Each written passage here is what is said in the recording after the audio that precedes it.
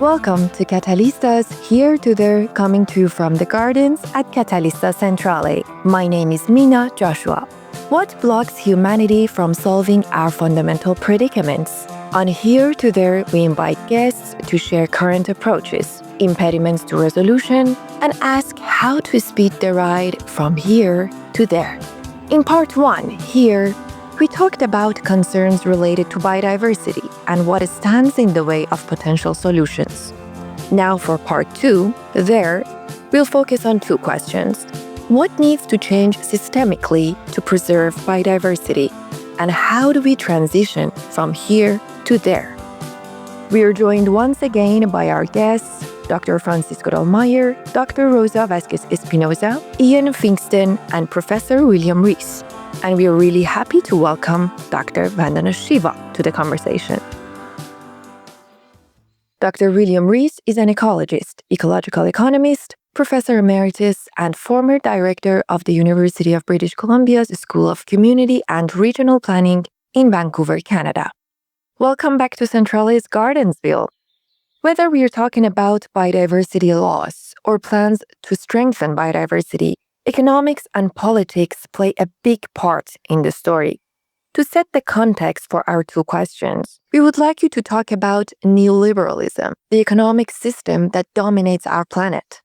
Neoliberalism is a form of economic thinking. It's an intellectual framework based on a number of notions. The primary ones being that the economy is essentially separate from and independent of the environment. So if you look at primary economic models taught in universities everywhere around neoliberalism, the notion is that the economy, and you can see this kind of thing cited in some of the standard texts, is a self-perpetuating, self-sustaining circular flow of money value. Most of these models make no connection whatsoever to anything outside themselves. So there is no environment. There are no ecosystems. In fact, for the most part, even society is not included in the models. Now, neoliberalism, given those founding principles, enables one to conceive of an economy that can grow forever. Because if the economy is separate and independent from the ecosphere, then there are no ecological constraints on the growth of that economy. And the second plank in this platform is the greatest and most important resource is human ingenuity. So humans can actually substitute for virtually any artifact of nature. If we do in fact, tend to run out of resources, it's odd they talk about resources, but at the same time think of it as a non-matter, because even if we run short of resources, human ingenuity through greater efficiencies or the actual substitution of one thing for another can simply skirt around any imposition of the natural environment. So if you believe in perpetual growth and that human ingenuity is the only significant resource, then you can continue to believe that growth can continue forever. So it's this model that's basically running the planet right now. And there's nothing unusual about this. Everything we think about is what sociologists refer to as a social construct. It's something made up. Raise your hand if you think the sun rises in the east and sets in the west. Okay, well, that's a social construct. It's nonsense. It's completely detached from reality. The sun doesn't rise or set. The earth is rotating on its axis. And we have the illusion that the sun is rising in the east and setting in the west. Almost all of human thought operates on exactly that principle. We have perceptions, we come to agreement about what they mean, we subscribe to and believe in those things, and they may or may not conform to the reality within which the thing we're thinking about resides. So here we are, a species on a finite planet, profoundly wedded to the concept of infinite growth, facilitated through technological development. And it's a completely false model insofar as the economy, not separate from the environment, not independent of the environment, but the economy is a fully contained, completely dependent subsystem of the ecosphere. So we have a model of reality that is totally at odds with the biophysical reality within which we are embedded. So our neoliberal economic thinking bears no relationship, contains no useful information about the ecological systems and even the social systems with which the economy actually interacts in the real world. And that's a major source of many of our problems. Thanks, Bill. Let's have you continue on to our first question. What systemic change is needed to deeply address the challenges facing biodiversity? The growth of the economy, we have to understand, is the primary reason for concern about biodiversity loss. Because since we are one of thousands of millions of species contained within the ecosphere, and there's a fixed amount of energy flow through that ecosphere, all provided by photosynthesis, by green plants, the more of that energy flow that human beings appropriate for themselves, the less is available for everything else. So in the past 10,000 years, humans have gone from being about 1% or less of the biomass of mammals to over 32%. Our domestic animals are another 64%. So wild mammals have now been relegated to the margins of existence at only 3 to 4% of mammalian biomass. And it's simply because the human beings have expanded to appropriate half the arable land, actually 70% now of the land mass of the planet. So it's the fundamental model of growth that the word I use is competitive displacement. Human beings literally competitively displace all other species from the energy and material flows by habitat appropriation and so on. So the fundamental change that is required is an absolute abandonment of the notion of infinite population and economic growth. Without that, we're going to get nowhere. And if you follow this kind of logic, we expect the doubling of economic activity by 2050 and at least 2 billion more people in that period of time. And the addition of every single human being, even at the poorest level of society, means the displacement of some other forms of life on the ecosphere. So the systemic change is really a revisiting of this whole paradigm of growth, the beliefs, values, and assumptions underpinning neoliberal capitalist economies, so that we, instead of seeing ourselves as independent of nature, recognize that we are a dependent subsystem of the natural world, that there are utter limits to growth, that the conservation of nature depends on humans backing off. In fact, I don't think we can make much progress in this domain unless there's a very significant contraction of economic activity and even human populations. Now, that's an extremely unpopular view, but I think the biophysics is absolutely clear. What humans get, other species can't. So if you want other species, humans have to back off. And that's really almost all there is to it. So that's, to my mind, the greatest systemic change. We have to become a partner in nature. Bill, so how do we become a participating partner in all of the ecosystems that we are embedded in? Think of this irony. Economists, because of the way we structured neoliberal economics, talk about decoupling, that the economy is becoming less and less dependent on the natural world. That's an artifact of faulty monetary accounting. In fact, human beings are the major consumer organism in every single ecosystem on the planet. So even as the human species expands and becomes more and more deeply embedded in nature, we have a mental model that says we can decouple, that we are dematerializing, becoming less dependent on nature. So again, we have this absolute conflict between the way we think about ourselves and the way things really are in the biophysical world. So that's the systemic change that's needed. Just about everything. I call it a personal to civilizational transition from our current modern techno-industrial mindset or sensibilities to something that resembles a kind of ecological harmony.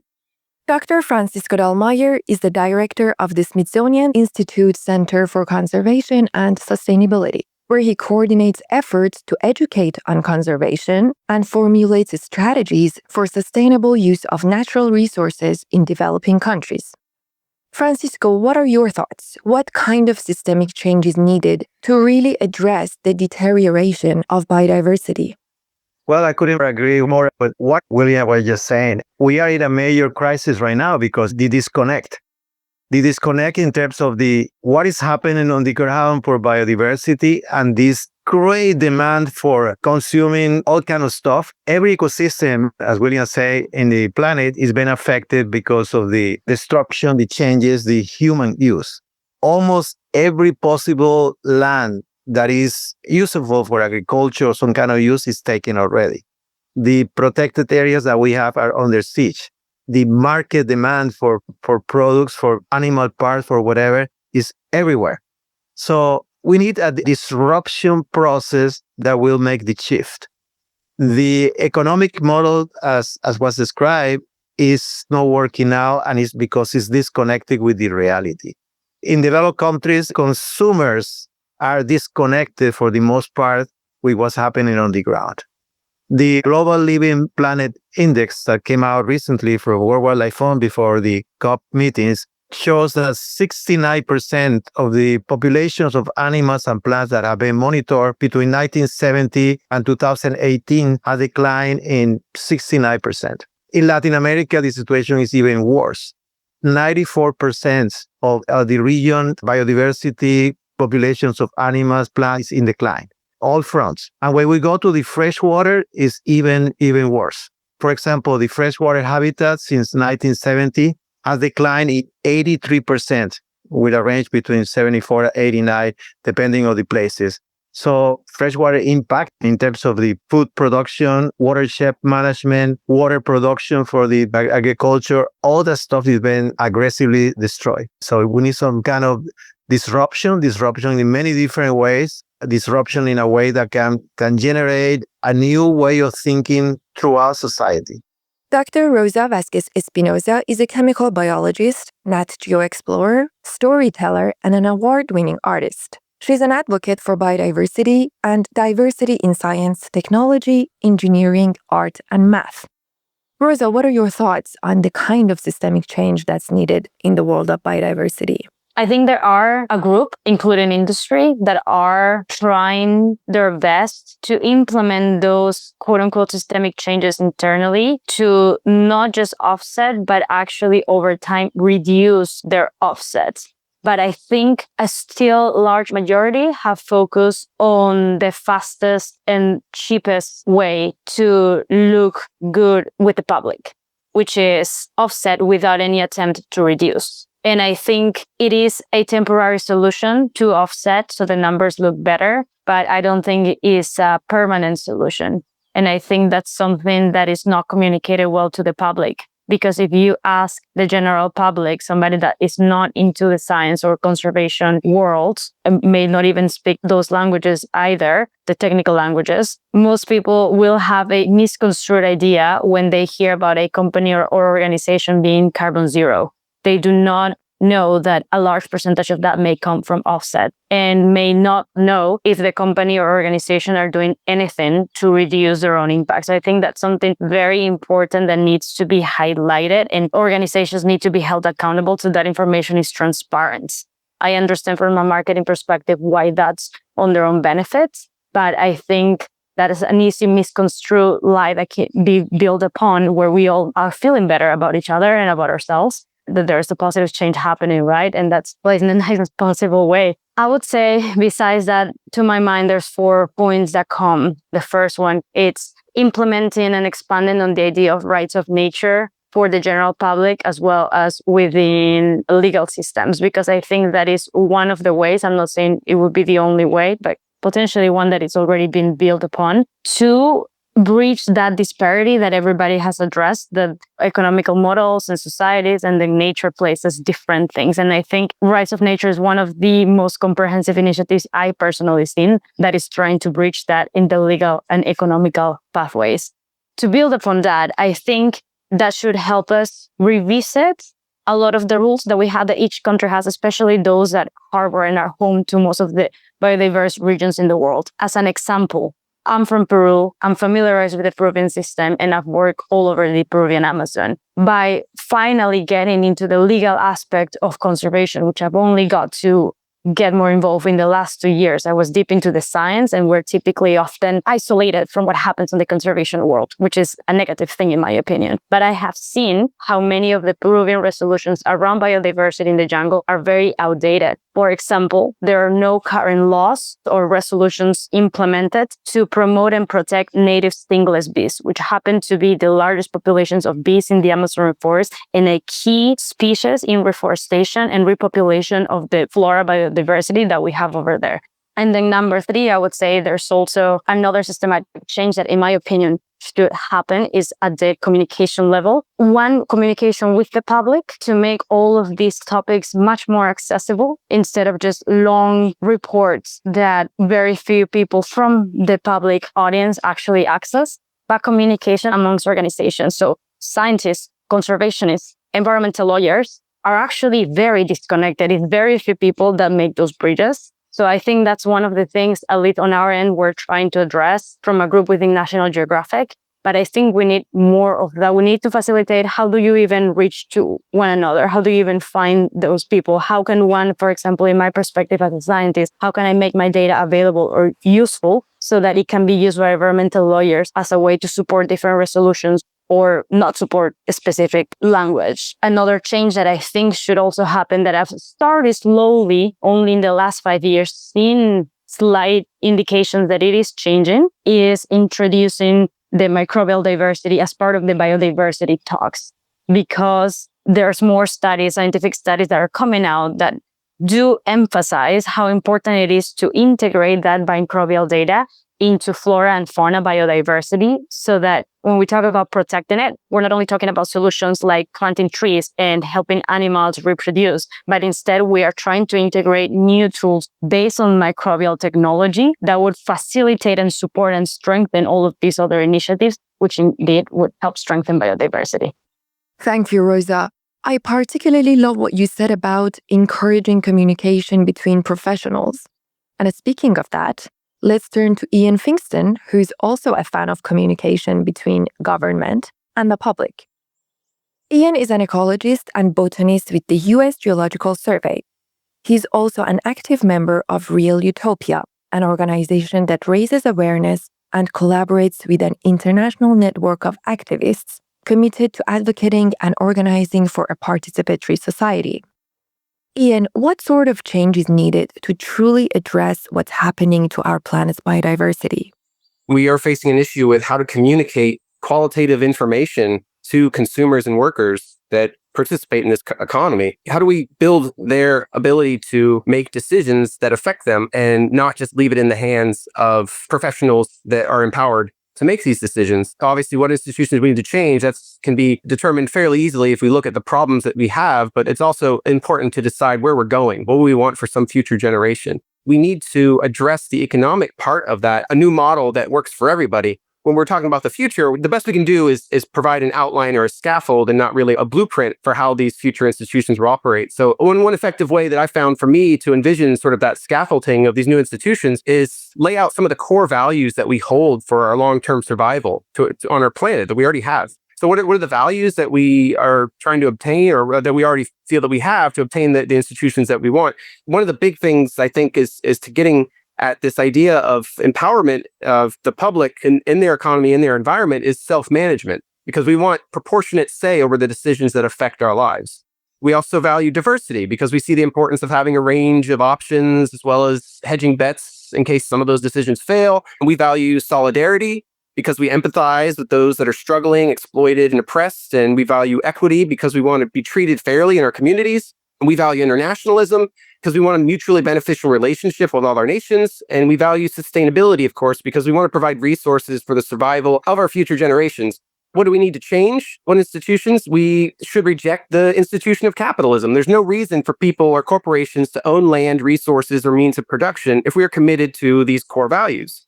And instead, we should envision a productive commons of public assets to be utilized by self-managing workers and consumers that are doing so for the social well-being of the population. We should reject the institutions of markets and command economies. We know that markets provide little to no incentive for consideration for our long-term survival or anything about the environment. And then central planning is mostly authoritative and violates the self-management value that we have. And how we get remunerated for our efforts, and it's obviously devaluing our equity, right? So we get remunerated for property, for bargaining power, for output, and this violates our equity, and it causes a lot of externalities that are not sustainable. So we should envision something that works for everyone, a remunerative process for the duration, intensity, and onerousness of socially productive work. And if we're talking about how we're going to allocate resources, we need to base it off something, again, that's participatory. We should reject that institution of corporate structure in labor and decision-making. So why should we have an empowered class of managers and professionals that make decisions that affect the 80% of the disempowered workers who have a disproportionate access to the skills they need to make these decisions? So we can think of different ways to do this. There's one way that I think has some flexibility and some promise is having balanced job complexes that provide empowerments and the skills and training that people need to make these important decisions and participate in our society and economy. Francisco, do you agree with Ian that we need to shift to more robust forms of democratic participation? So we need a very inclusive, like a whole society approach that empowers each one of us to act. We need to recognize the values of pluralistic society in many different directions and the knowledge system. We have a lot of innovation going on, a lot of innovation in the private sector, in the public sector, in the science, in all directions. We can probably solve this issue, but we need to do disruptive approach to get people involved at all levels of society. There's a tremendous disconnect when we work in the field, at the same time in collaboration with multiple stakeholders, with the people doing ecotourism, people harvesting the products from the forest and doing sustainable forestry, people planting resources in degraded areas. We have people working in areas that will be transformed into forestry operations in degraded areas by the illegal mining. People on the ground are disconnected. They want to get rich today or get some resources to survive today, and tomorrow they will have to figure out what to do. But that's totally unsustainable. We have to do the call for net positive impact, meaning that by 2030, as one of the goals that has been proposed at the COP, is that all the industry, all the activities will do their work in a way that biodiversity will be better at the end of 2030 than what they doing now.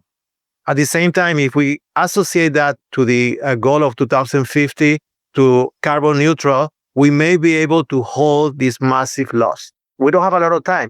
Bill, this is something that we touched on briefly in the last episode. You've written numerous articles about population. Could you tell us, how do population and biodiversity interact?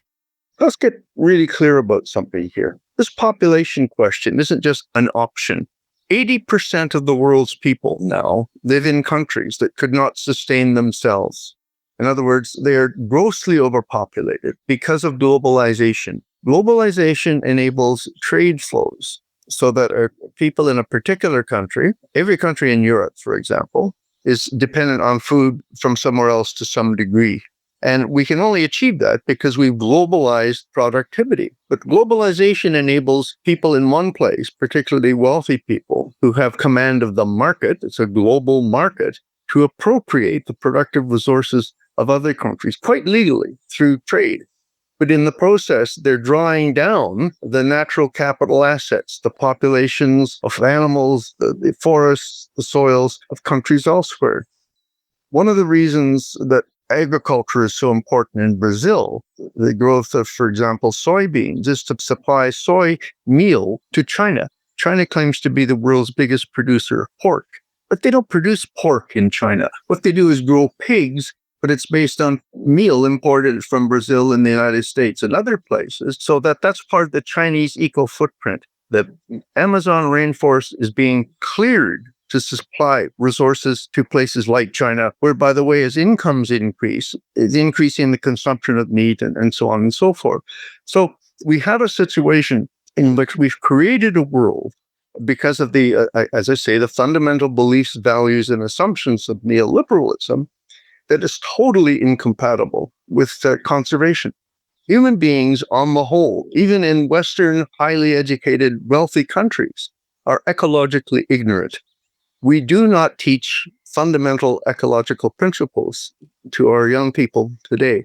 Most people do not ever think of themselves as animals, as organisms, as part of ecosystems. In fact, we operate from a philosophical underpinning that most people aren't even aware of, called exceptionalism. The fundamental belief of the paradigm running the world today is that human beings are not subject to the laws of nature. See, this is partly where the economic model comes from as well. So as long as you think of yourself as separate from and independent of nature, not beholden to the laws of physics and chemistry, you've got an enormous problem. As long as you don't think of yourself as an ecological entity, you've got an enormous problem. Here we are, the single most important species in every ecosystem on the planet, and most people don't even realize that we are part of nature. So ecological education has to start in grade school. It takes a generation or two for it to penetrate to the level at which it makes much difference.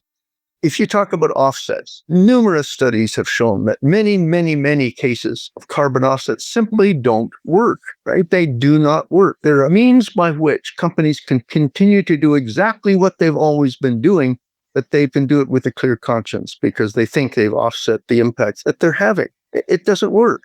And so we keep buying into things that enable us to perpetuate the way we are already being while thinking we're doing something quite different. And that's an enormous problem. And it's called self-reference. I think Einstein once said, you cannot solve a problem at the same level of thinking that created that problem. Now, if you have a set of fundamental beliefs, values, and assumptions that creates a major problem, and you try to solve that problem by using the same set of beliefs, values, and assumptions, you just make the problem worse. And that's what we're doing in the modern world today. The COP meetings, I'll talk about climate for a minute, are a complete waste of time, an absolute waste of time. And here's why. Because the whole IPCC system and the COP meetings are completely self-referencing. So if you look at the kinds of solutions that are permitted, as it were, at the table, we talk about the electrification of the economy. We're going to go for solar panels and wind turbines, electric vehicles. We're going to electrify everything. And that way we can abandon fossil fuel. Well, first of all, that's not physically possible. Okay. It's not physically possible. And if you look at the promotional literature around these technologies, it's all about maintaining growth. The climate crisis represents a massive investment opportunity, the potential to earn trillions of dollars through the investment in these major capital projects that require job creation and so on and so forth. So again, even climate change is then perverted, turned on its head, and we're made to think of it as an opportunity for growth and advancing. I call this business as usual by alternative means, but it's business as usual and it's growth. So going back to one of my early points, as long as the human enterprise is growing, it's destroying nature. That's it. Full stop. Period. Look, every system grows. Your body grows. But growth is a immature phase in the development of any system, right? It's the immature phase of development. Then you stop growing and you can get better, you can develop, but you don't need to grow anymore. Okay, so your body grew till you were in your late 18s. You then stop growing, but you keep developing. You become better educated, better at your job, and so on and so forth. We've got to think of the economy the same way. Growth is important initially, but you reach a level of maturity at which development should take over from sheer growth. So growth is getting bigger. You can actually get bigger while getting worse. And that's what the world is doing right now. We're being more destructive and so on and so forth. Or you can go to the point where you begin to develop, which means improve. So development is qualitative improvement in the state of affairs. Growth is merely the accretion of scale, of size. And you can have growth without development. Okay? That's the mindset that we need to shift to. But there's nothing in our culture that prepares us for doing that because growth becomes the primary goal at every level. It's only since the 1950s, most people don't realize this, that growth even became a major element of any government's economic policies. That's how recent it is. It took 250,000 years for human beings to reach 1 billion people in 1810 or thereabouts. 200 years ago, 250,000 years, 1 billion. And then in just 200 years, that's 1/1250th as much time, we went to 7 billion and now 8 billion. So the period of growth is a tiny fraction of 1% of all of human history. Only 10 generations out of 2,000 generations have actually experienced economic growth on the scale that we have experienced. So we have had 10 generations embedded in growth, and those 10 generations, including all of us here, think of it as the norm. Economics people talk about 2, 3, 4% per year growth as essential to keep the economy going. The population is still growing at 1% per annum. What we take to be normal is actually the single most abnormal period in human history. This last tick in time. I believe, and this is a population ecologist speaking, so not everybody shares this kind of belief, that we are in what you would call the plague phase or the boom phase of a one-off population boom-bust cycle that will crash. Okay, every species in nature that is exposed to unlimited resources will explode. We've seen this happen over and over again. Provide unlimited resources, population rises because suddenly the negative feedback of resource scarcity has been eliminated and it realizes its full biological potential. But of course, once it goes to a certain point, it depletes its resources, it pollutes its environment, or it attracts predators, and it's get beaten down again. Human beings were no different. Up until, a couple of hundred years ago, disease, war, and all sorts of things kept the human population in check. But then along came science, public health, and particularly fossil fuel energy.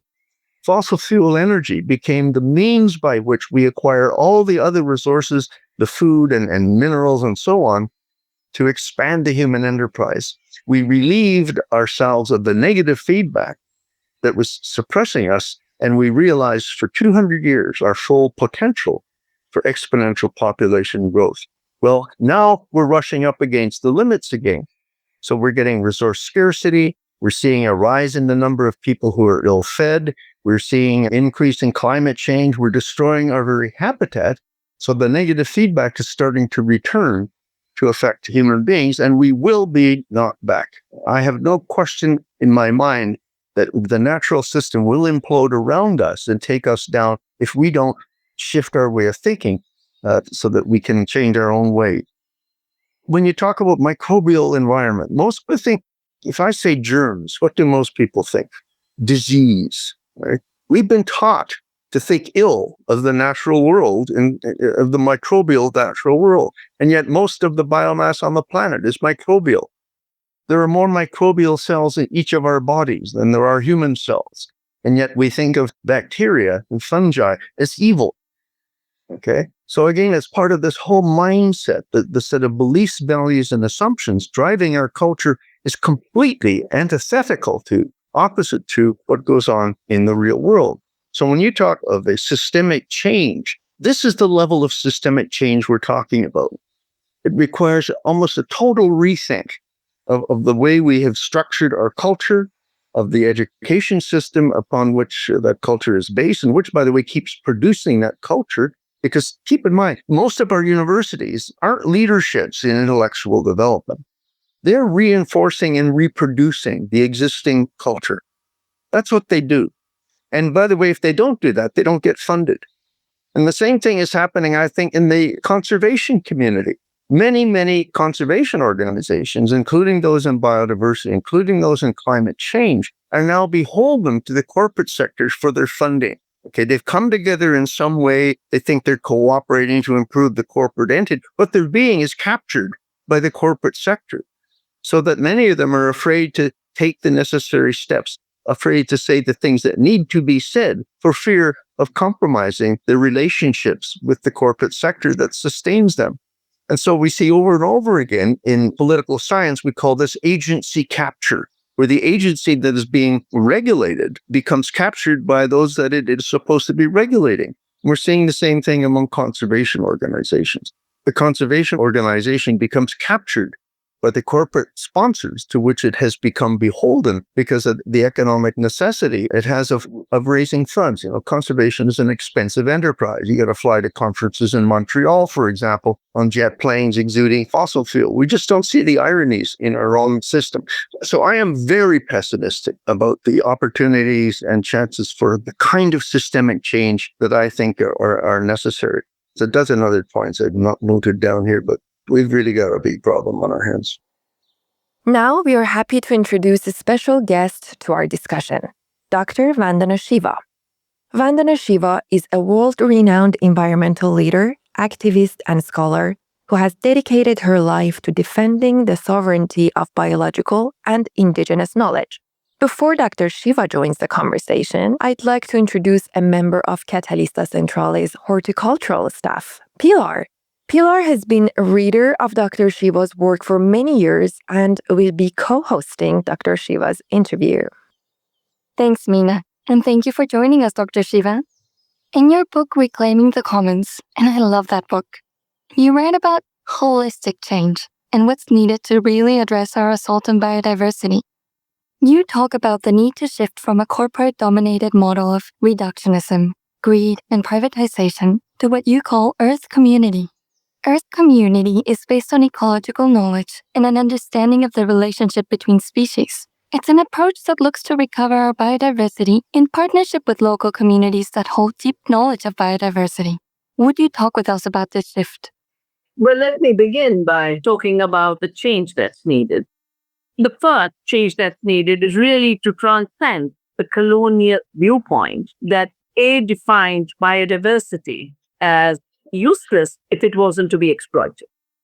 That only the exploitable, extractable, it was indigo, it was cotton, it was sugarcane, and around these few crops, the entire empire was created. But along with that, cultures of biodiversity were defined into primitiveness.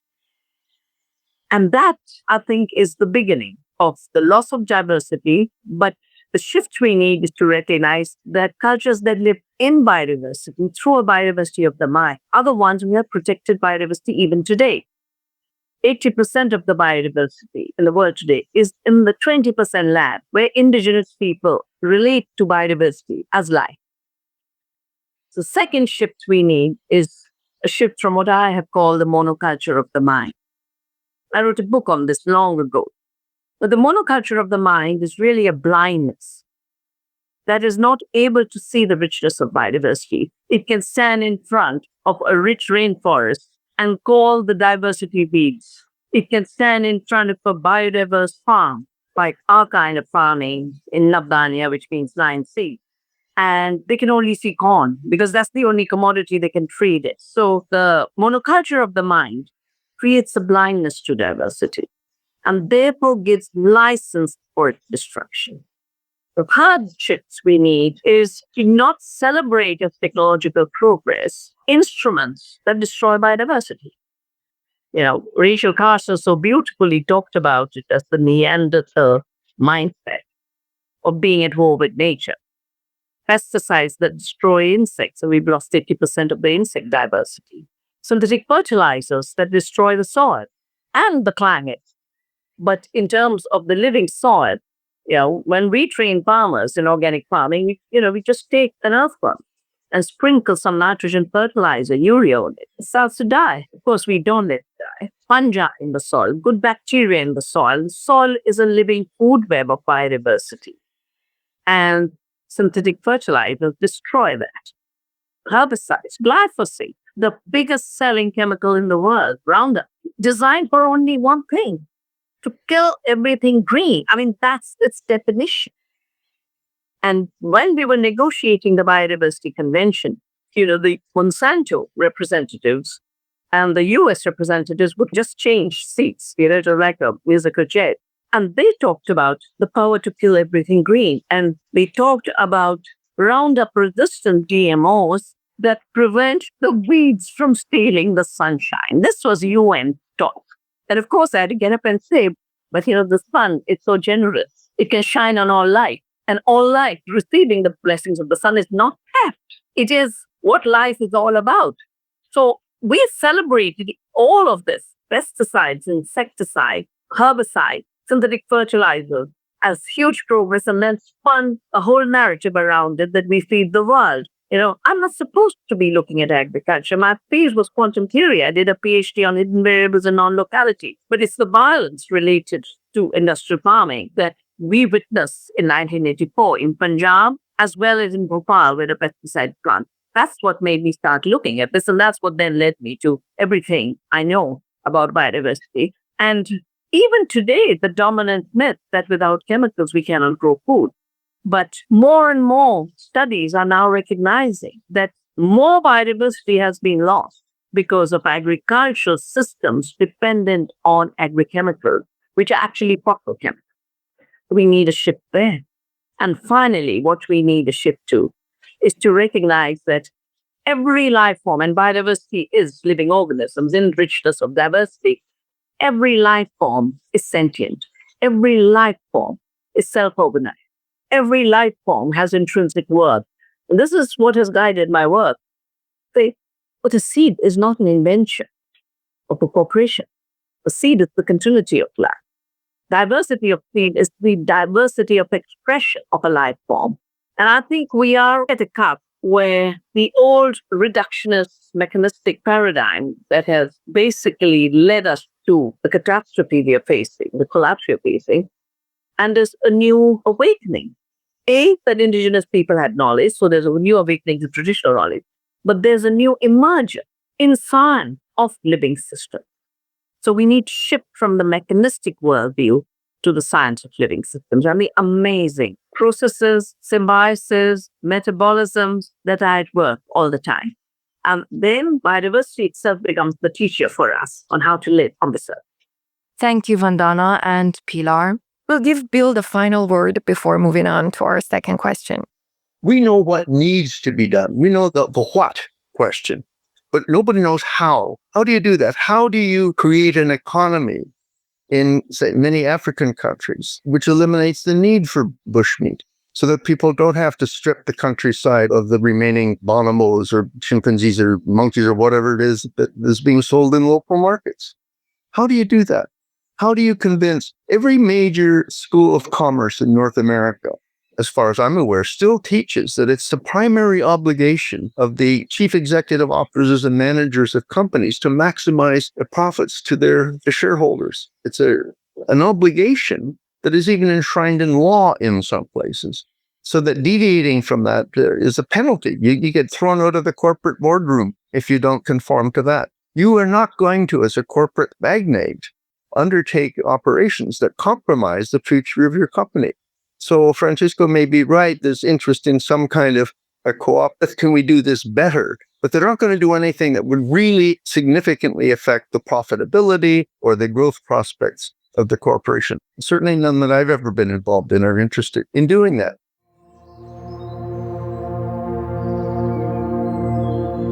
Bill has given us a preview of our second question, which is a practical one. What steps can we take to advance the change that's needed to nurture a biodiverse planet? We've heard Vandana Shiva speak about the change that's needed to move from reductionism, greed, and privatization to what she terms Earth community. Now let's look at her 4 imperatives that she says can promote this transition. Here's imperative number 1.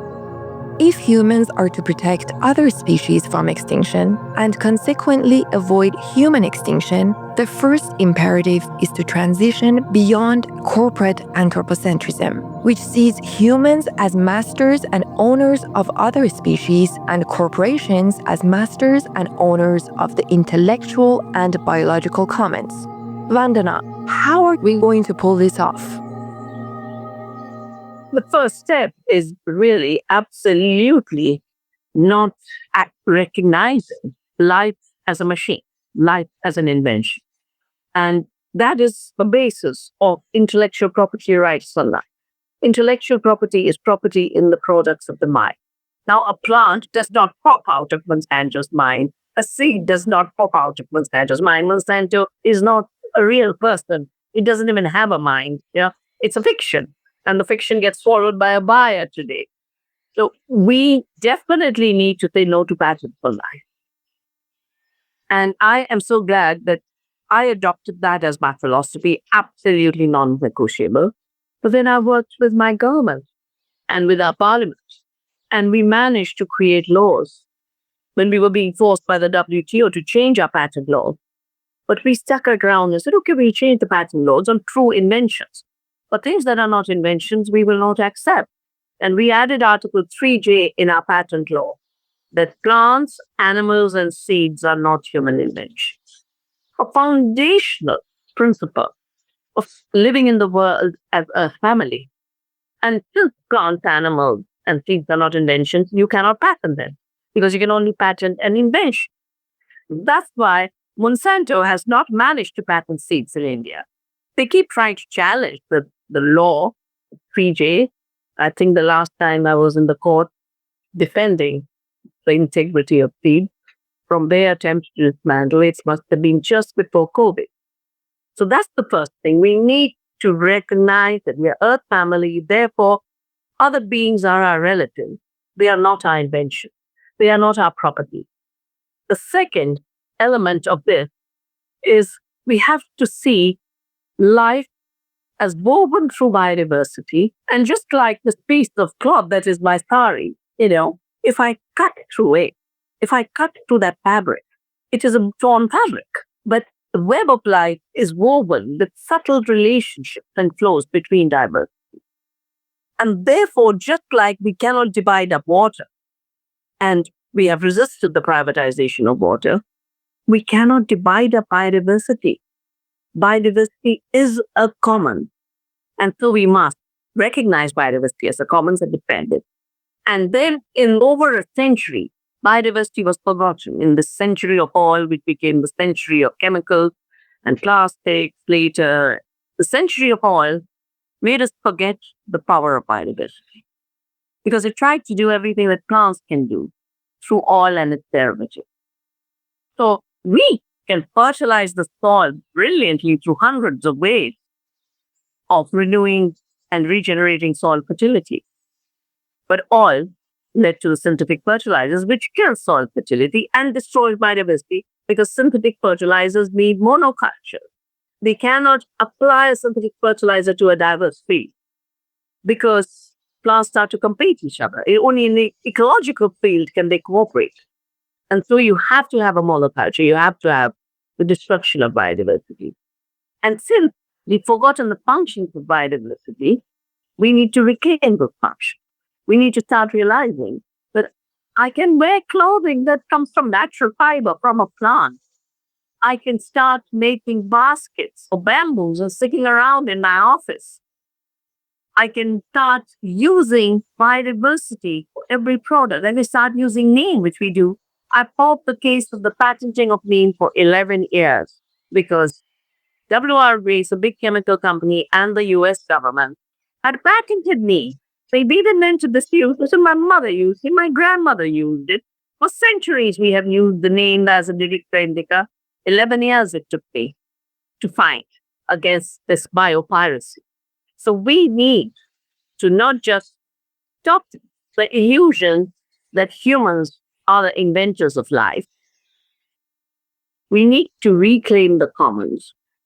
And with the commons of biodiversity, we need to regenerate the rich knowledge of biodiversity that for everything oil does badly with pollution and greenhouse gas emissions, biodiversity does better with no pollution. Thank you, Vandana. We'll get back to the rest of the imperatives, but for now, let me ask Ian, what do you think we should be aware of and what steps can be taken to move towards a livable approach to biodiversity? I do feel that we have been kind of beholden to this advocacy model, and I'm guilty of it too, working in the public sector, but this advocacy model that says basically, we'll handle it, you just give us money, we have the best intentions, and we'll do it for you. Don't worry about making the tough decisions, So that disempowers people with the abilities that they have and the power that they have to make those changes. Having meetings and sending letters, having mass protests and having consumer boycotts and having labor strikes, things that have worked in the past to enact these changes that work for people that are real solutions that we see that aren't being promoted, obviously, by the institutions currently, by the universities, by the corporations, by the government's state, because it threatens their authority, it threatens their power. We can look at the mainstream nonprofit organizations. Take, for instance, the corporate structured Nature Conservancy, which privately owns land. Why should a private industry own land, even if they have the best intentions? They're forced to play the same game as the capitalists. They have CEOs from Duke Energy and Dow Chemical on their board of directors, or they did at one point. You may have even received a credit card offer from the Nature Conservancy if you ever donated to them. So yeah, you might think that, they have to play this capitalist game in order to make a difference that smaller nonprofits can't seem to do. But that strategy makes it difficult to take their stance seriously. Do organizations actually have the courage to stand for the values that they promote at the sake of losing any of their donors, most of their donors, the big donors that have the capital to spend on them?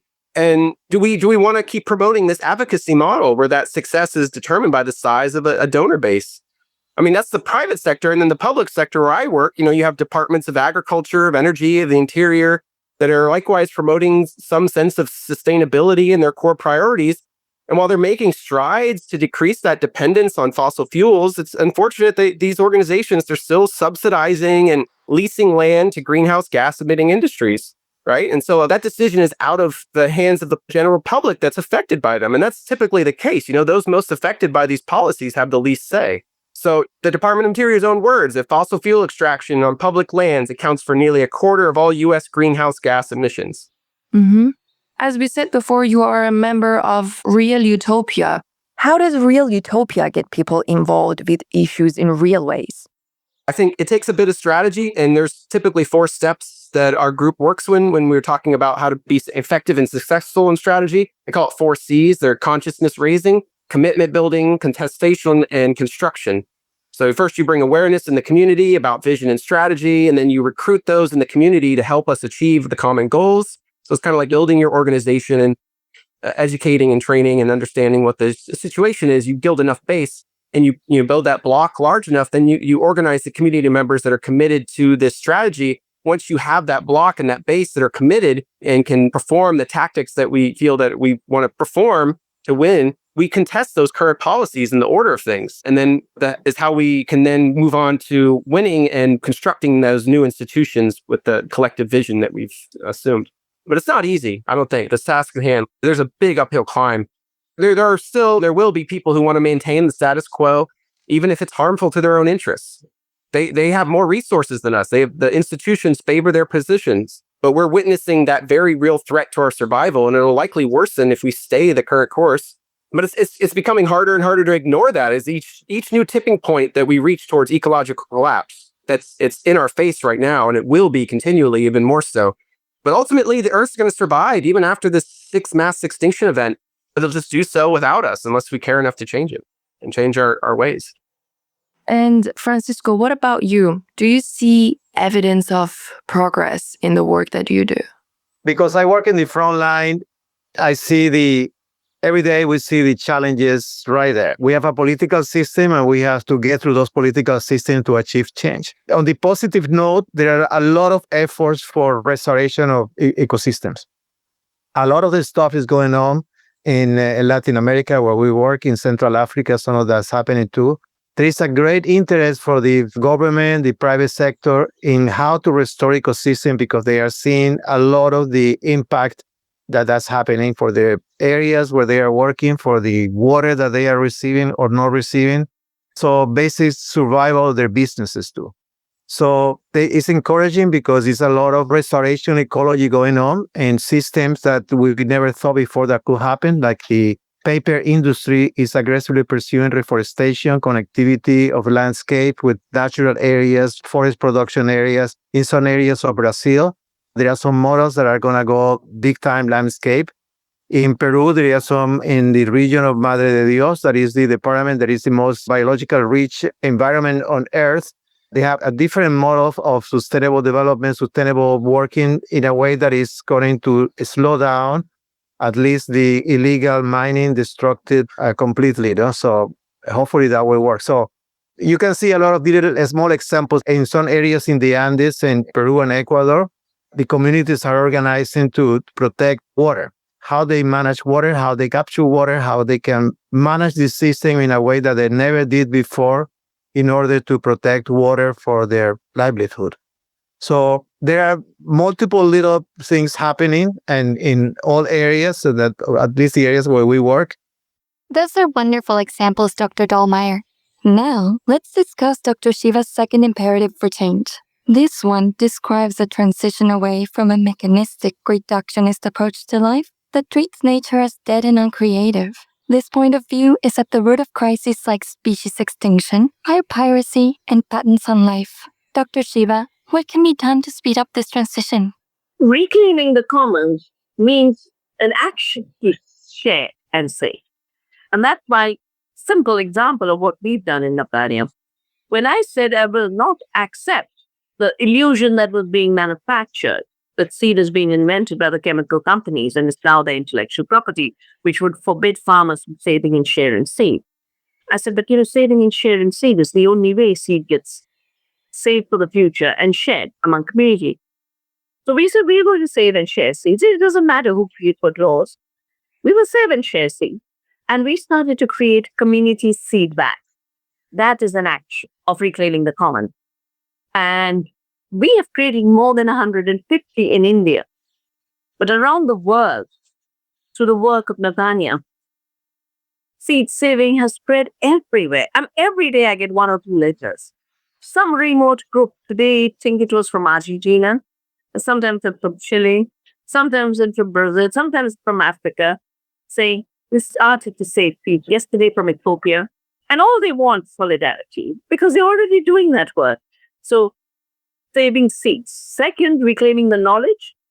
We need to start learning how you can actually renew soil fertility, learn all the systems and share it as a common.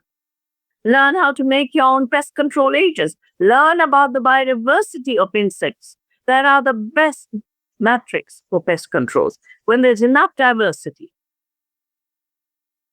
you don't have pests. And people don't realize that organic farming actually was inspired from India. Now, the British, who as colonizers wanted to improve everything, they wanted to improve agriculture, they wanted to improve ours, they wanted to improve animals. And Howard was sent to India to improve agriculture. And he arrived in Pusa, where he was supposed to start the university. And as he said, the soils were fertile. I couldn't do more than what the peasants were doing. And there were lots of insects in the field, but there was no pest damage. And he said, I could not do better than make the pests and the peasant my teacher. The pests as the insect and the pest as my teacher. When do insects become pests? So we need to learn about the biodiversity of life. We can't live in ignorance and protect biodiversity. There's no way we'll do it. We've got to love the tiniest microbe in the soil. We've got to be aware of every insect that is out there. And we all have to become barefoot ecologists. I started with no knowledge at all of plants. I knew ecology, but I didn't know the kind of work that I've had to do for the last more than 4 decades. But you learn. When you care enough and you have a passion, learning comes. So we have to have knowledge of biodiversity and how to use biodiversity in ways that is equitable and sustainable. We have to know every plant that can heal. We've got to know every plant that can control pests. We've got to know every edible plant. Most plants were driven to wilderness. We used to eat 10,000 species. Now we trade and eat in about 10. That's how biodiversity has disappeared. And it can come back. The minute we realize that biodiversity is us, it's what makes us. And we become basically biodiversity literate and educate ourselves, not just about the richness of biodiversity, but about the relationship between biodiversity and all its ecological functions. Vandana beautifully described the importance of indigenous knowledge. And Rosa, you have worked with indigenous communities in South America. What are some of the environmental realities that local people face? In the Peruvian Amazon, a lot of the communities, especially in the upper north of the Peruvian Amazon, depend economically, culturally, or to a certain extent, socially as well, on the native stingless bees population. By that, I mean, economically, they sell the honey, they sell the pollen, they sell the resin and a few different things. Socially, because it is an actual social activity that connects even on the educational level with the children within communities, it becomes part of their culture. They feel identified not just as beekeepers, but as part of an entity, like specific local ecosystem that they have in their backyard, which happens to be the Amazon rainforest. And so, for example, right now, in my opinion, not much has been done to empower and encourage these communities by connecting with different organizations when it should be. Because when one thinks about protecting biodiversity, let's say just in that specific upper region of the Peruvian Amazon, which is a large region of the Amazon, these are the people that are on the ground protecting or cutting down trees. That's the bottom line. What people are going to base their decisions off daily is, do I have food to take to my family's table? Yes or no? Can I actually educate my children? Yes or no? If you give them tools, and I think that just doesn't depend based on one organization or one nonprofit or one government, I think it's a multi-collaboration. You give them more tools to facilitate more beekeeping, more beehives within their own mini backyard. If you also facilitate on the legal resolution side, the ability for them to be able to sell their honey, because right now that honey that comes from native stingless bees cannot be labeled as honey in Peru, which impedes their growth and their sales. If you integrate an educational side, so let's say the kids and the communities not only learn how to do it in a rural manner, but how to do it more sustainably, which is things we've been trying to do as well.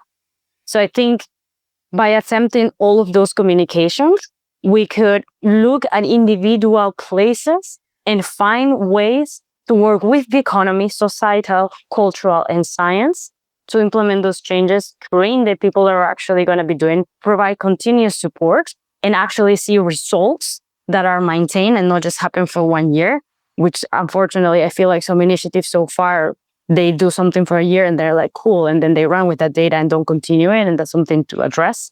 I think to me, that's what would give me hope from that multi-collaboration. And to even get to that stage, we need to make all the parties aware of the potential, but as well of like why this communication is even needed. Because I think a lot of people don't even realize like, oh, I didn't know that these groups won't know the information that I consider to be my day-to-day facts.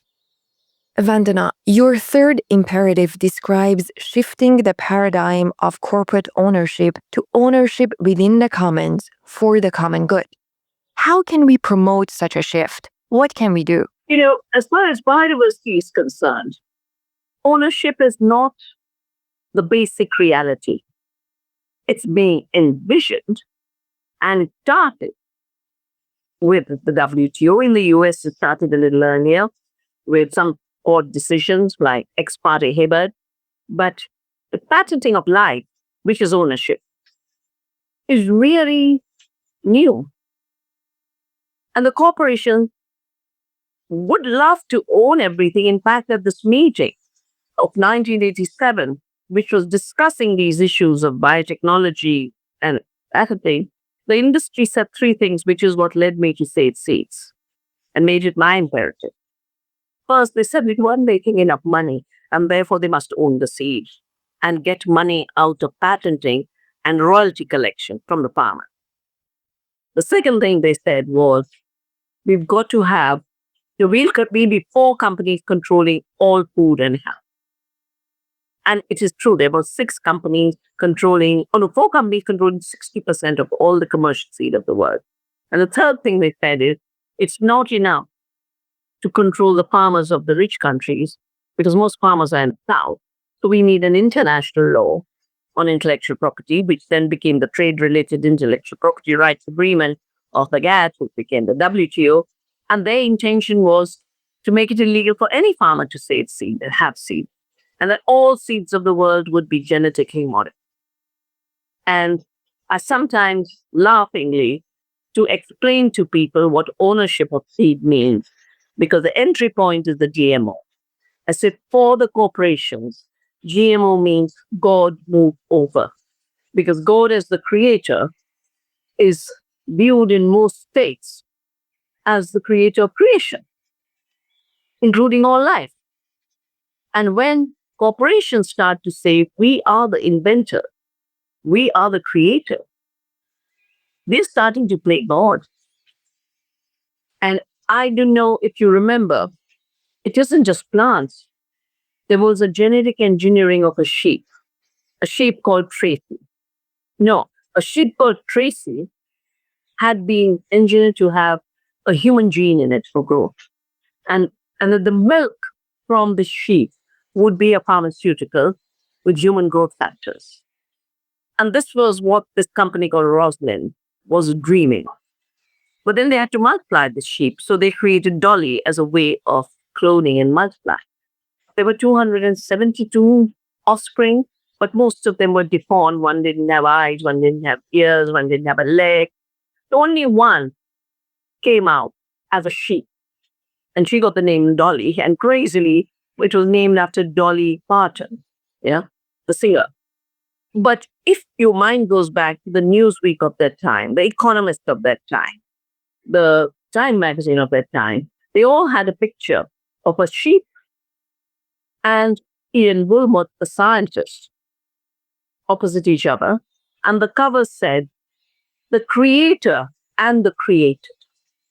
So playing God was the illusion they were trying to establish everywhere. But because in time, we raised the ethical questions, we raised the ecological questions, we raised the scientific questions. I know in my country, for example, Monsanto tried to claim a patent on a climate resilient seed. And because we have that Article 3J that seeds are not invention, the judge threw it out. And then added and said, but anyway, the trait gets reproduced in the seed by the seed. You're not reproducing it. So reproduction is what a living organism does. Living organisms reproduce. And a trait moves from generation to generation to generation. Corporations are not sitting there and pushing that trait. And that's why the illusion of calling seeds a machine, which sadly the US Supreme Court defines seed as a self-replicating machine invented by Monsanto in a case on soybean, Roundup Ready soybean. So it's key to understand how life works, both at the scientific level and the ethical level. And I think we are living through this terrible period of fake truth, fake news, fake science. And biodiversity is where we can escape this trap and realize that the true science of life cannot be fake. And when you talked about the indigenous people and their knowledge, whether it's the systems knowledge of living systems or it's traditional knowledge of indigenous people, knowing and doing is not separate. Knowing and living are part of one process. It's one continuum. It's only Cartesian, Lacanian knowledge that created division between humans and nature and then made some human experts who have knowledge. That's what Bacon was writing when he talks about the masculine birth of time. And Descartes is talking about, I'm a thinking thing without a body, silly man. You have to have a body, otherwise you wouldn't be alive. And this idea of mind sitting outside living system, that is now reaching the illusions of intellectual property and ownership of life. And to get out of that illusion, we just have to start celebrating life in all its complexity, in all its self-organization, in all its relationships. So you've summed up the key to education. Well, I've come to the stage in life, for a long time I said, thought doing PhD in physics, and I know more. And then I got involved in the Chipko movement where the women protected the biodiverse forest in my region. And I realized they knew so much more, so they became my professor. And now my professor today are seeds and plants. They teach me so much. And the big thing they teach us is, we humans have been around such a tiny speck of time. We're the babies in the Earth family. Other species, the plants, microbes, have been around 99.9%. Time to turn to other species as our elders and become humble. Dr. Shiva, you mentioned microbes, and I was just reading on the Children's Health Defense website about genetically modified microbes being implanted into the soil. Does this trouble you? Of course it does, because we have already witnessed how genetically engineered plants using microbes from the soil, actually Bt, Bacillus thuringiensis, is a soil microorganism that was then put into cotton and corn to produce its own pesticide.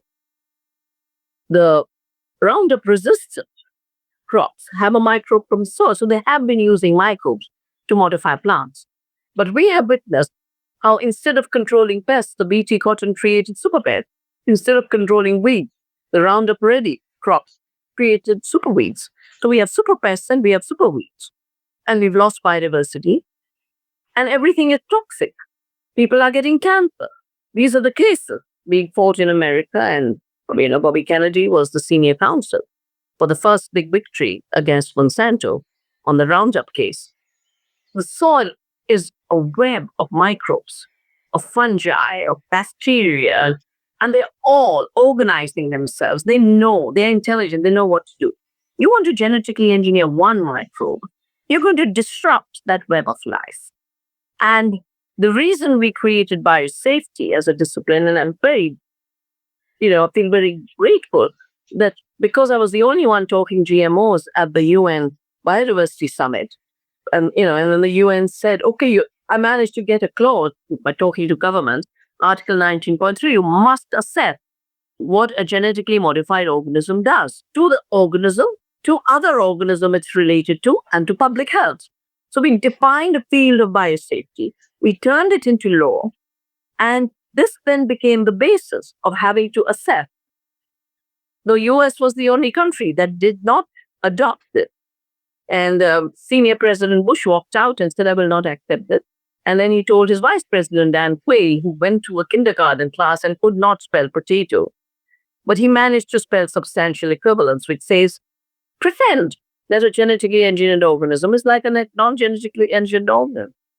A genetically engineered corn is like a non-genetically. So don't look, don't see, don't find, and work with ignorance and stupidity. Introducing a genetically engineered organism into the soil is hugely irresponsible. First, because you've not done the test. You don't even know how many organisms there are in the soil. And then you're disrupting the soil web by engineering the particular organism, probably to make it perform and function more. It's always a bit of gain of function, a bit like, the whole COVID story. And that's going to absolutely mess up the soil food web.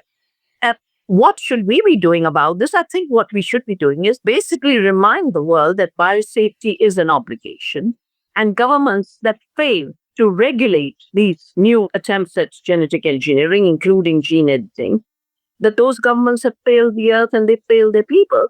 And we must then bring change.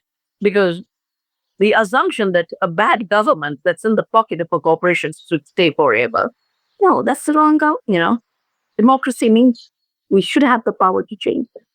And another big issue, continue to create communities that do ecological farming and organic farming, that do not allow any genetically engineered crop, seed, or organism to enter your area. And if we do that, we'll have zones of GMO freedom. And this is how we have protected our seeds. The way we protected our seeds is the way we had to protect our soils. Hear, hear. Bill, let's hear from you. How can humanity be better biodiversity stewards? These are such complicated issues. It's necessary, I think, to provide a little context. As a systems analyst, I would say our current dilemma, in fact, unsustainability, the state of being unsustainable, is what we would call an emergent phenomenon. It's an emergent property that comes out of necessarily the beliefs, values, assumptions, and operating principles and behavior of modern techno-industrial society. So what I mean is that there is no configuration, those beliefs, values, and assumptions, that's to say growth-oriented, technology-oriented, separate from nature. You cannot combine those beliefs in any way such that unsustainability will not emerge. It is an inevitable emergent property. So if you want to be sustainable, you have to really start by changing the fundamental beliefs, values, and assumptions underpinning modern techno-industrial society. Now, there are a variety of ways of going about this. We've talked a lot about education, but I have to say that education per se, new information doesn't do anything at all if somebody is stuck in a particular way of thinking. The phenomenon of denial. We are in deep cultural denial of climate change. We are in deep cultural denial of a biodiversity crisis in the sense of our unwillingness to do anything serious about it. So yeah, some of us are aware of the problem, but at the cultural level, these are non-issues. We will continue to reproduce the kind of circumstances that have led to this. So let's look at some of the things that could happen change things. Education is very important. We are engaged right now in an educational process, all of us here. It's called social learning. Social learning is a very slow way of inducing cultural change. It takes decades, generations for social learning really to move things forward, unless whatever you're educating about reinforces the existing system. So if I come up with something in the education system that reinforces the existing mode of being, it's adopted immediately. But if I come up with something in the education system that goes against the grain, it takes decades to get through. And you just have to think of things like civil rights or women's liberation or any of those things to realize how difficult even a simple concept is to get across through the social learning process. We can speed things along by forcing them to happen through law. Okay, laws can force behavioral change, but then you really need for public support the previous platform of public education and social learning. So laws can help move things along. I've talked a lot about the evils of our current economic system, but the marketplace is an important place in which we can create behavioral change. It just does not have to be through a neoliberal system. But consider the pricing mechanism. Right now, almost everything you purchase in the marketplace is underpriced because the way the economic system works is to externalize many of the costs of that production. Okay? So pollution is a cost of production, but it's a cost that's not accounted for in the marketplace. Somebody else pays that cost. When I buy beer or leather goods or whatever, to use the classic example, I'm not paying for the downstream pollution problems caused by the production of that product. Somebody else who has to treat their water, or a city that has to treat their water, pays for my beer indirectly. So if we went to a full social cost pricing of goods and services, where the price that goes into the market is the actual cost of production, it would internalize these external costs. You should not be allowed to discharge into the water.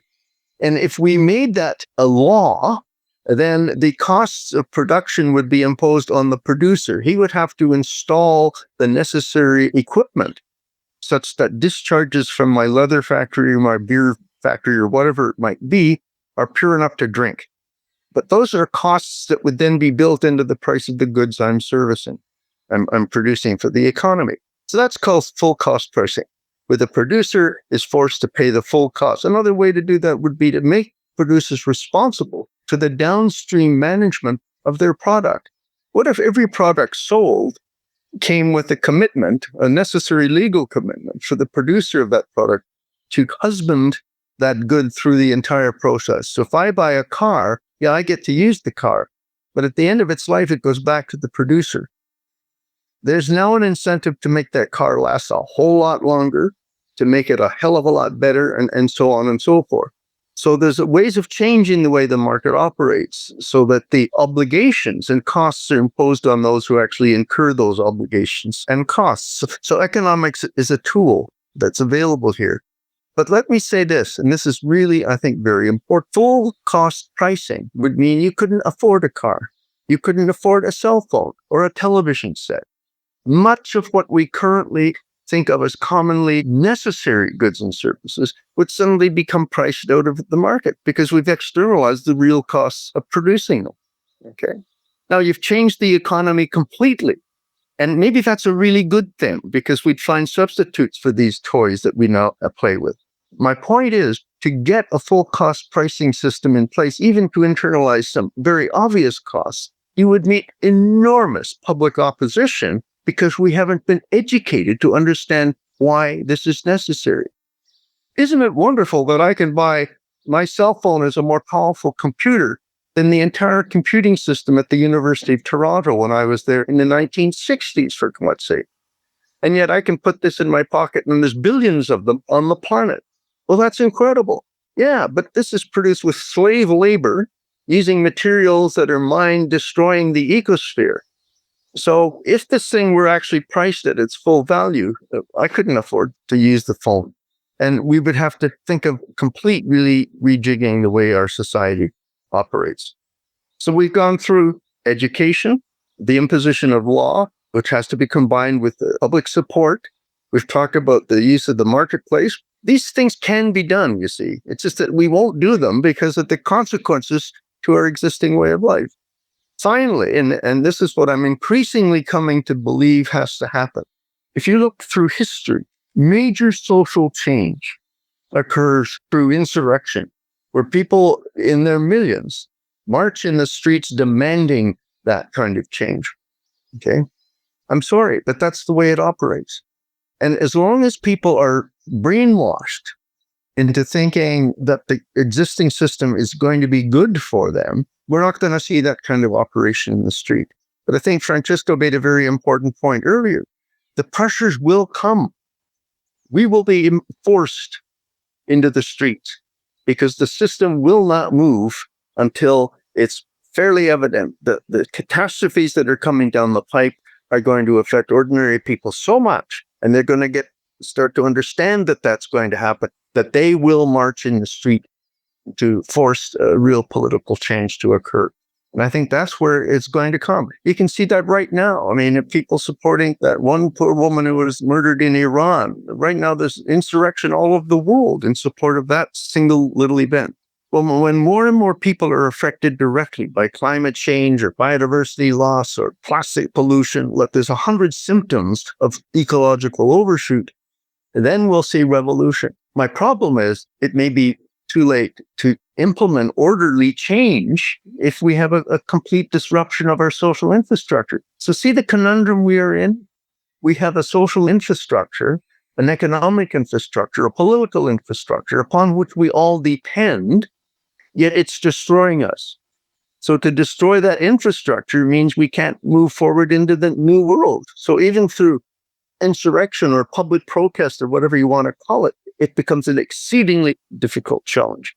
So what are the practical steps? I think you can use the law. I think you can use the economy, the pricing mechanism, the imposition of carbon taxes. Look at full social cost pricing is to internalize those external costs. But look at the United States.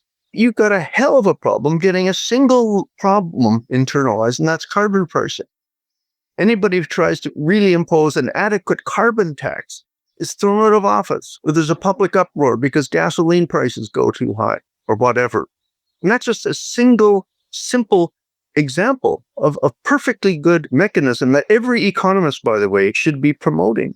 Because as long as you're producing goods and services by imposing costs on other people, these external costs, and on nature, then your economy is not operating efficiently. Because an efficient economy is one in which the price of goods and services reflects their total cost. So we're hypocrites at all levels. Every economist should be standing up on his hind legs, demanding social cost pricing, including carbon taxation. But we don't do it because it's so disruptive to our comfortable ways of being. So yes, there's lots that can be done. We know what needs to be done. We just don't know how to do it, given the intellectual, the cultural, social barriers to any kind of real change. Reform isn't going to do it. I wrote a paper once called Reform or Transformation. And my point is that reform is just dickling at the margins to make the system that we have more efficient. But then we just get more efficient at destroying the planet. What we need is a transformation of our way of thinking, so that we come up with a new way of being on Earth that is not destructive, but is mutually supportive of the natural systems that sustain us. And that is the job that I just find overwhelmingly difficult. But that's where I come from. Thanks very much, Professor Rees. A new way of being on Earth. Let's see what Dr. Shiva has to say. We'll conclude the show with Dr. Shiva's fourth imperative, which is short and sweet. It's the need to create sustainable, fair, and just economies. Dr. Shiva, what are practical ways to promote sustainable, fair, and just economies? Yeah. So sustainable is quite clearly with respect to the earth. Non-sustainability has been a result of extraction and monoculture. Sustainability means we respect the rights of the earth and we respect the rights of all the members of the earth family. And respecting their rights means you don't manipulate them. You don't try and own them through intellectual property. But it also means we respect the relationships so that they can keep performing the role they are performing. simple thing.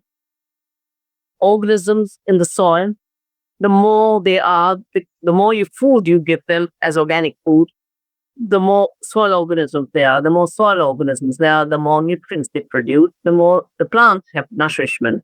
Industrial agriculture has made 70% to 80% of the nutrients of food disappear.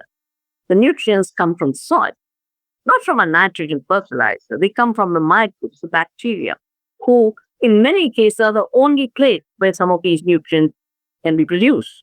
So sustainability then means also the relationship between the soil, the plants, and our gut microbiome. Fairness. We have to be fair to all our fellow beings because they too have rights. But we have to be fair to those who do the real work and have been rendered invisible by the corporate anthropocentrism, which does not count the work of nature, does not count the work of women, does not count the work of farmers or workers. And the entire capitalist economic system is based on the fiction of an abstract called capital creating value, when it's the work of nature and people that actually creates value. In terms of justice, we cannot have a future without ecological justice. And ecological justice means, again, we have to be just in ecological terms. I cannot take the space of other species and cut down forests. I cannot take the ecological space of a river and dam it up without violation. Justice within the human community. Gender justice, justice for women, justice for farmers, justice for workers, the entire movement for the rights of workers grew hand in hand with industrialism. So we have, for everything that has caused destruction, non-sustainability, unfairness, injustice, we have had movements of sustainability, fairness, and justice. It's just that we need to remember. We need to remember them and help evolve them. As Milan Kundera wrote so powerfully, the struggle of people against power is the struggle of memory against forgetting. And sometimes we think, oh, we've never done anything to make changes against big, brutal power. No, history is about changes against big, brutal power. And for me, the most powerful part is what my country practiced and Gandhi gave us. He said, every time there's unjust rule, your duty is to not obey. And so when the British wanted to forbid us from making salt, so salt would be their monopoly, he walked to the sea, picked up seawater and said, nature gives it for free. We need it for our survival. We will continue to make salt. We will not obey your law. And when I started saving seed in 87, I said, well, just like his sword satyagraha, we will do a seed satyagraha. Satyagraha is the force of truth. The nature gives it for free. Our ancestors have evolved it. We have a duty to pass on these seeds to future generations in the integrity, the diversity, the beauty, the richness in which we received it.